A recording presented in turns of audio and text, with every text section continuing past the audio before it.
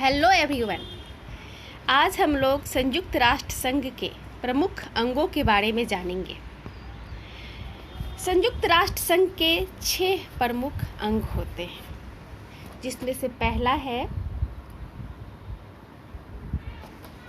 पहला है general assembly. General assembly अर्थात महासभा। दूसरा जो अंग है उसका नाम है सिक्योरिटी काउंसिल, इसे सुरक्षा परिषद के नाम से जानते हैं। तीसरा सेक्रेटेरिएट अर्थात सचिवालय।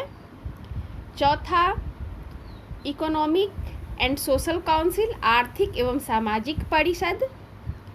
पांचवा इंटरनेशनल कोर्ट ऑफ जस्टिस, अंतर्राष्ट्रीय न्यायालय। और छठा है ट्रस्टीशिप काउंसिल अर्थात न्यास परिषद। इसका जो पहला अंग है और सबसे प्रमुख वो है जनरल असेंबली। ये जनरल असेंबली एक ऐसा अंग है जिसमें संयुक्त राष्ट्र संघ के सभी सदस्य देशों को सदस्यता प्राप्त है।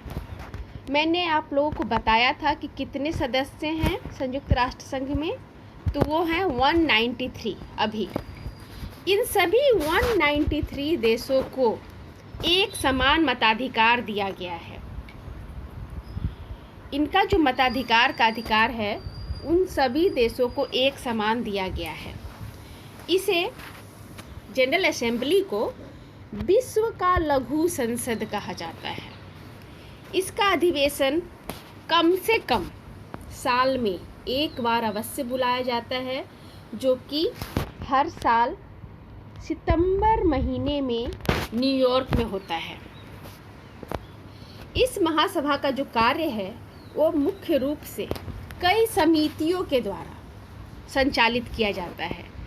कई समितियां जो बनाई गई हैं वो जैसे कि राजनीतिक और औपनिवेशिक समिति, निरशस्त्रीकरण और अंतर्राष्ट्रीय सुरक्षा समिति, सामाजिक, सांस्कृतिक और मानवीय समिति, विधि समिति, प्रशासकीय एवं बजट संबंधी समिति तथा आर्थिक और वित्तीय समिति। मैंने आप लोगों को बताया था कि एक महिला हमारे देश की विजय लक्ष्मी पंडित महासभा की अध्यक्ष बन चुकी हैं।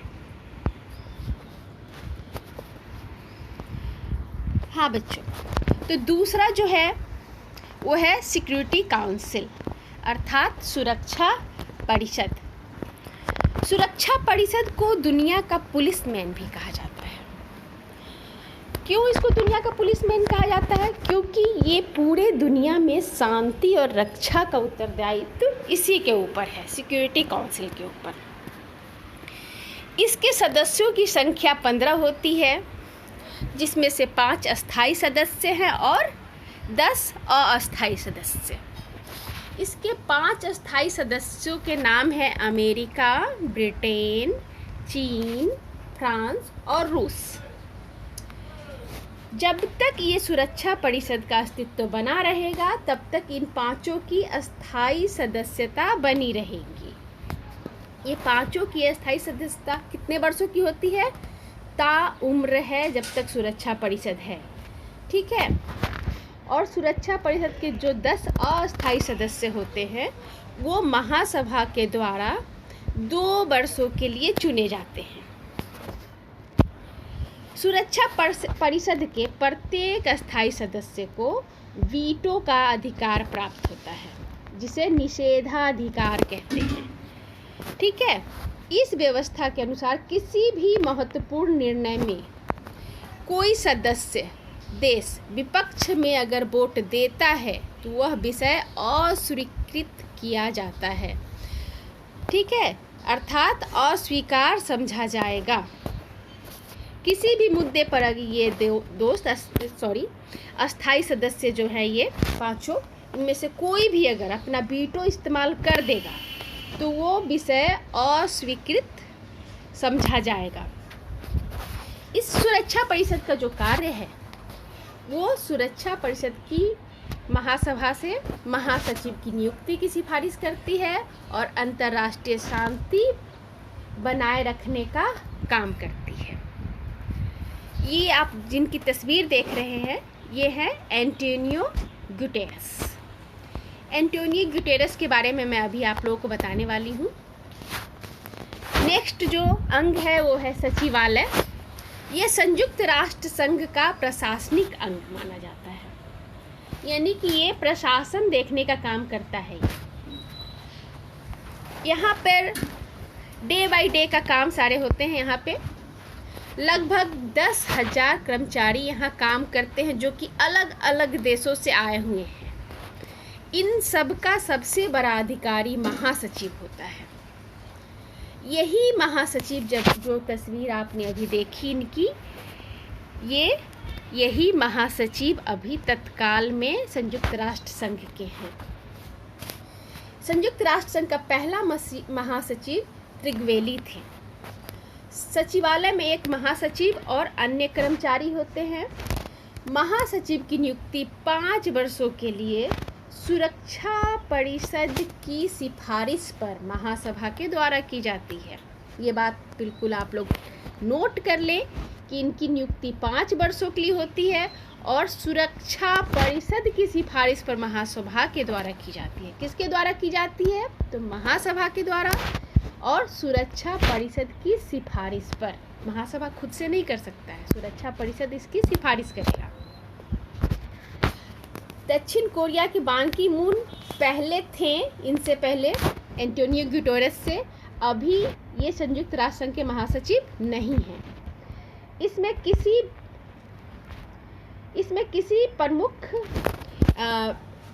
व्यक्ति प्रमुख को 2 कार्यकाल के लिए महासचिव नहीं चुना जा सकता है।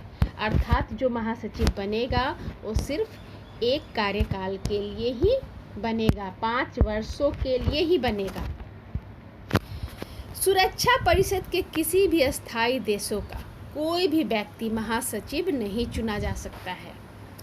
अर्थात ये जो 5 अस्थायी देश हैं उनके यहाँ से कोई भी व्यक्ति महासचिव नहीं चुना जाएगा।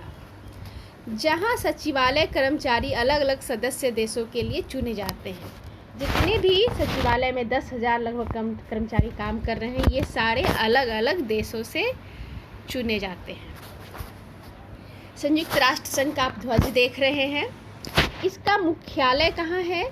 तो ये न्यूयॉर्क में है, जो कि एक आइलैंड पे बसा हुआ है, मैनहट्टन आइलैंड। ठीक है, न्यूयॉर्क संयुक्त राज्य का नगर है। इसके जो सदस्य संख्या अभी है वो 193 है। यहाँ जो भाषाएं हैं, आधिकारिक भाषाएं, वो है अरबी, चीनी, अंग्रेजी, फ्रांसीसी, रूसी और स्पेनी। ठीक है, जिसमें से अंग्रेजी और फ्रांसीसी भाषा में यहाँ काम होता है। यहाँ के जो अभी अध्यक्ष हैं, जिनकी तस्वीरें आपने देखी, वो है महासचिव एंटोनियो गुटेरस। इसका अगला अंग है इकोनॉमिक एंड सोशल काउंसिल, आर्थिक एवं सामाजिक परिषद। इस परिषद के 54 सदस्य होते हैं। इसकी बैठक वर्ष में 2 बार होती है, एक अप्रैल में जो कि न्यूयॉर्क में होती है और दूसरी जुलाई में जो कि जेनेवा में होती है। इसका कार्य युद्ध और शस्त्र की राजनीति को छोड़कर, अर्थात ये जो 2 मुद्दे हैं युद्ध और शस्त्र, उनकी बातों को छोड़कर अंतर्राष्ट्रीय महत्व के सभी विषय इसके अंतर्गत आते हैं। यह आर्थिक, सामाजिक, शिक्षा तथा स्वास्थ्य से संबंधित समस्याओं का रिपोर्ट तैयार करती है और जो भी संबंधित सुझाव होते हैं उसको महासभा को और जो भी अन्य संस्थाएं हैं उनसे रिलेटेड उनको भेजती है। इस परिषद की सीट का प्रतिनिधित्व के आधार पर इस परिषद की सीटों को बांटा जाता है, आवंटित किया जाता है। मैंने आप लोगों को बताया था कि 14 सदस्य अफ्रीकी देशों से आते हैं, 11 सदस्य हमारे एशिया से, 6 सदस्य पूर्वी यूरोपीय देशों से, 10 सदस्य लैटिन अमेरिकी और कैरेबियाई देशों से और 13 पश्चिमी यूरोपीय और अन्य देशों के लिए सदस्य शामिल हैं। ठीक है, ये सब मिला के कितने हो जाते हैं? 54। इसकी बैठक 2 बार होती है। अगला जो इसका अंग है, प्रमुख अंग, वो है इंटरनेशनल कोर्ट ऑफ जस्टिस, अंतर्राष्ट्रीय न्यायालय। इसकी स्थापना 3 अप्रैल 1946 को हेग में हुई थी। ठीक है, ये नीदरलैंड में है। इसमें जो जजों की संख्या है, न्यायाधीशों की संख्या है, वो 15 है। 15 इसमें न्यायाधीश होते हैं। इस न्यायालय में जो मेंबर्स हैं वो 22 हैं। इन मेंबर्स को महासभा और सुरक्षा परिषद द्वारा निर्वाचित किया जाता है। इसका मुख्यालय, हेड क्वार्टर जो है वो हेग में है, नीदरलैंड में। न्यायाधीश के रूप में जो यहाँ नियुक्त किए जाते हैं वो अंतर्राष्ट्रीय विधि के क्षेत्र पे मान्यता प्राप्त व्यक्ति होने चाहिए। ठीक है, अर्थात अंतर्राष्ट्रीय लॉ, इंटरनेशनल लॉ के क्षेत्र में वो जाने माने व्यक्ति होने चाहिए। उनका कार्यकाल 9 वर्ष का होता है और ये चाहे तो दूसरी बार भी चुने जा सकते हैं। जजों की नियुक्ति दूसरी बार भी हो सकती है, इन पर कोई प्रतिबंध नहीं है। 2002 में महासभा के अनुशंसा पर, यानी कि उनके सिफारिश पर, अंतर्राष्ट्रीय आपराधिक न्यायालय की स्थापना की गई, जिसमें 11 मेल मेंबर और 7 फीमेल मेंबर शामिल हैं। अगला जो है इसका अंग, वो है न्यास परिषद, ट्रस्टीशिप काउंसिल। इस परिषद के माध्यम से संयुक्त राष्ट्र का उन राष्ट्रों के प्रशासन एवं सुरक्षा से संबंधित दायित्व स्पष्ट होता है जो द्वितीय विश्व युद्ध के बाद भी स्वतंत्र नहीं हो पाए। अर्थात इसका काम है अविकसित देशों की सहायता करना। इनमें से बहुत सारे देशों को स्वतंत्रता प्राप्त हो चुकी है। ठीक है, संयुक्त राष्ट्र संघ के स्वीकृत प्रस्ताव के अनुसार वर्ष 1999 को न्याय परिषद की वार्षिक बैठक संबंधी सदस्यता को समाप्त कर दिया गया है। अब वार्षिक बैठक जरूरी नहीं है कि हर वर्ष की जाए इसकी, न्यास परिषद की। ठीक है, इस तरह से आज आप लोगों ने संयुक्त राष्ट्र संघ के प्रमुख अंगों के बारे में देखा, जाना और समझा। अगर आप लोगों को पसंद आया हो वीडियो तो आप लोग इसको कमेंट में ज़रूर लिखेंगे और इसके बारे में और अच्छे से बताइए। लाइक तो ज़रूर कीजिए ताकि मैं और भी आप लोगों के लिए इस तरह से वीडियो बनाऊं। Thank you everyone.